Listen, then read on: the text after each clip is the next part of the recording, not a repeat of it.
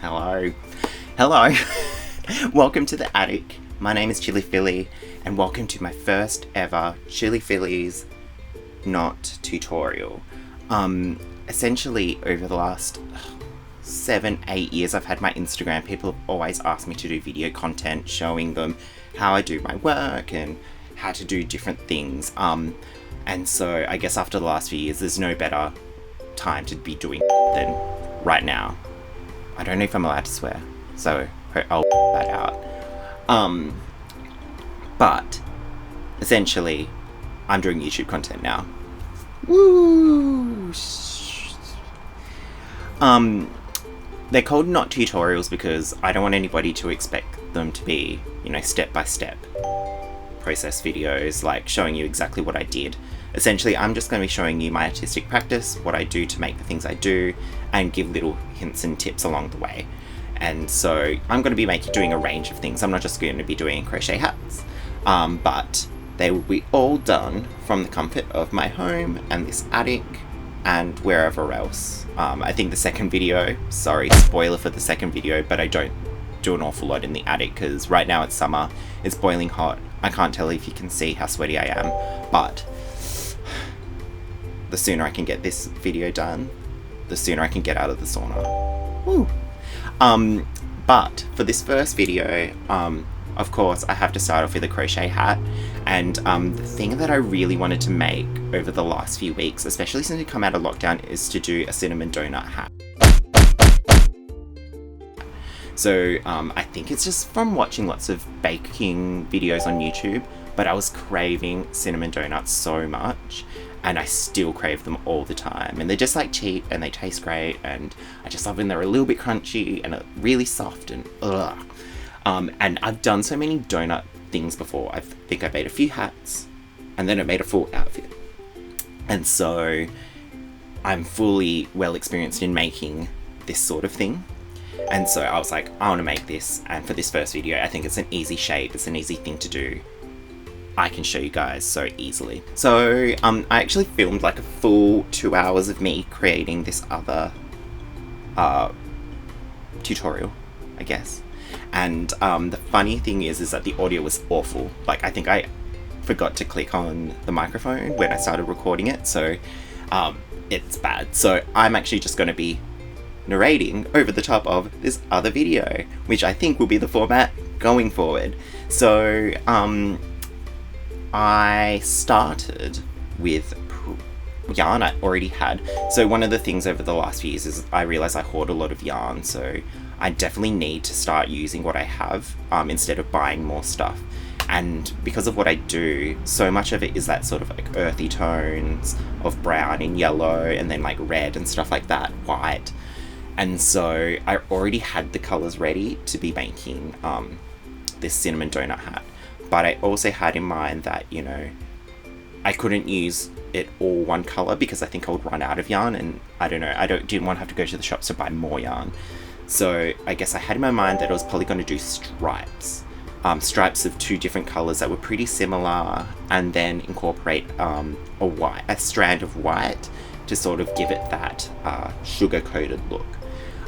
So the way I usually work, and because I didn't learn from patterns and stuff like that, sorry if it's ineloquent the way I'm describing lots of things. I think, to clarify, the main stitch I do is a double crochet to some people and a single crochet to some other people. But essentially, I'm looping it in once and then looping it through both times.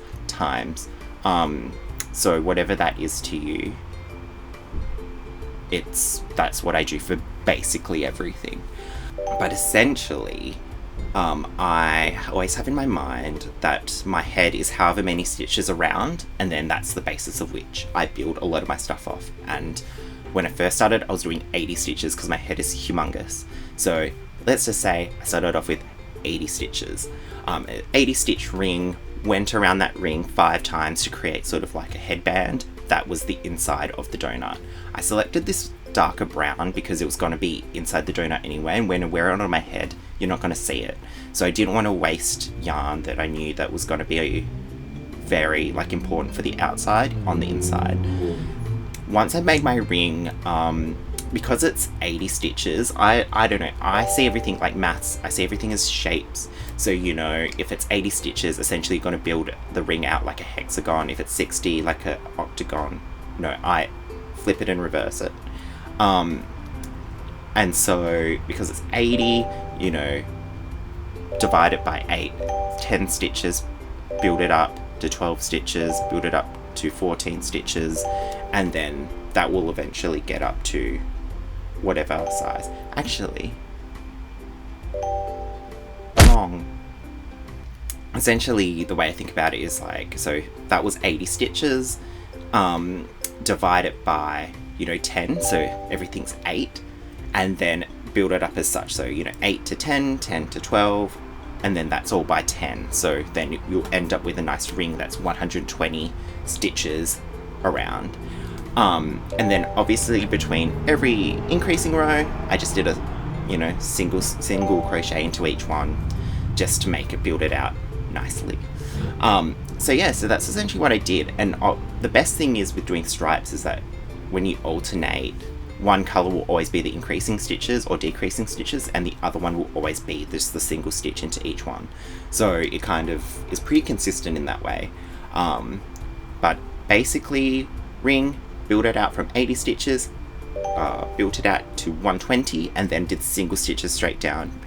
I guess I wanted the outside to have more stitches than the inside, just so it had that sort of like circular, sort of like smushy, I was gonna say marshmallow, donut look.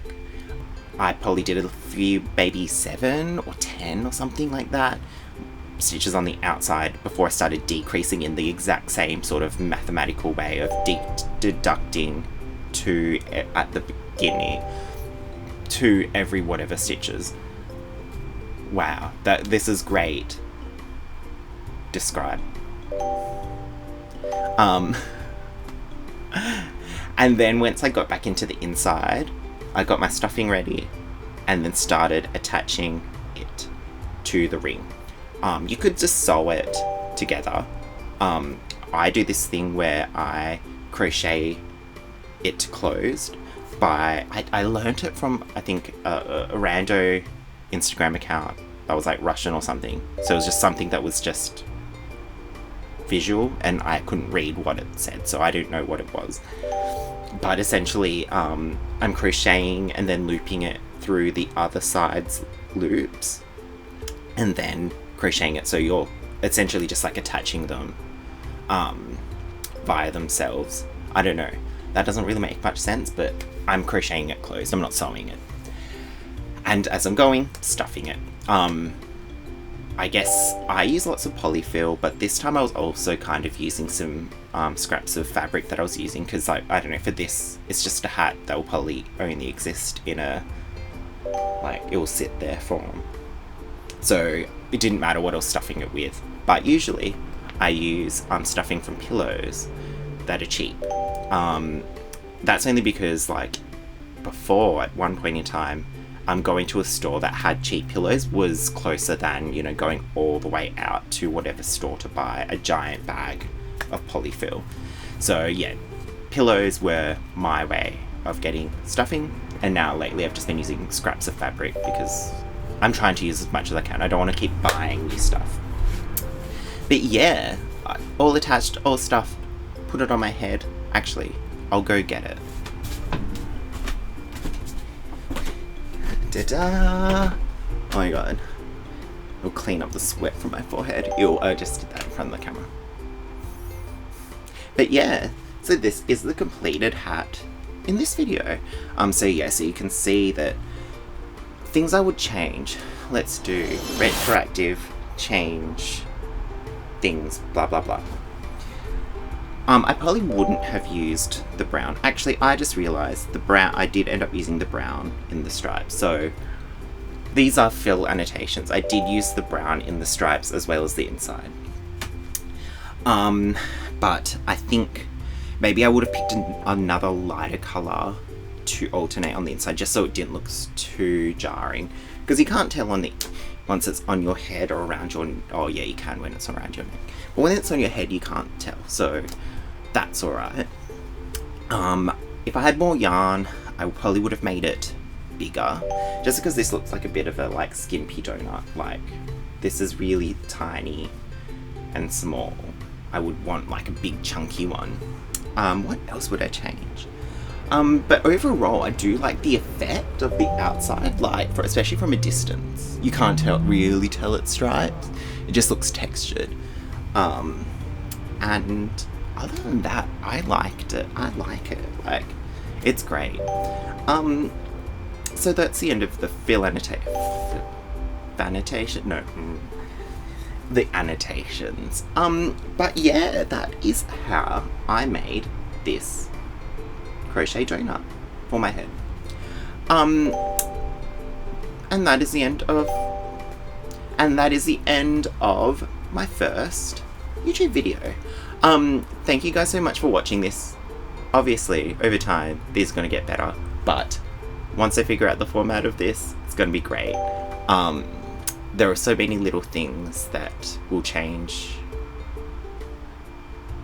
Let me know in the comments what sort of things you guys want me to sort of play around with, give you tips and tricks and drips, because I am always up for giving out tips. I just like suck at telling you what to do to make things, so that's just not going to be a thing. But who knows?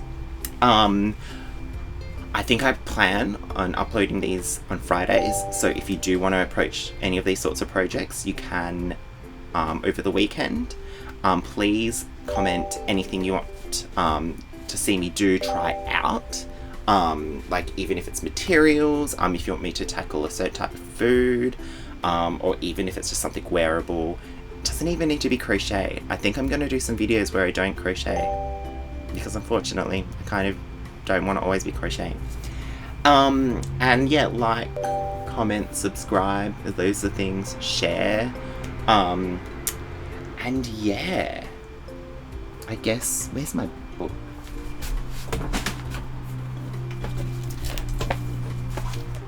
There's no words.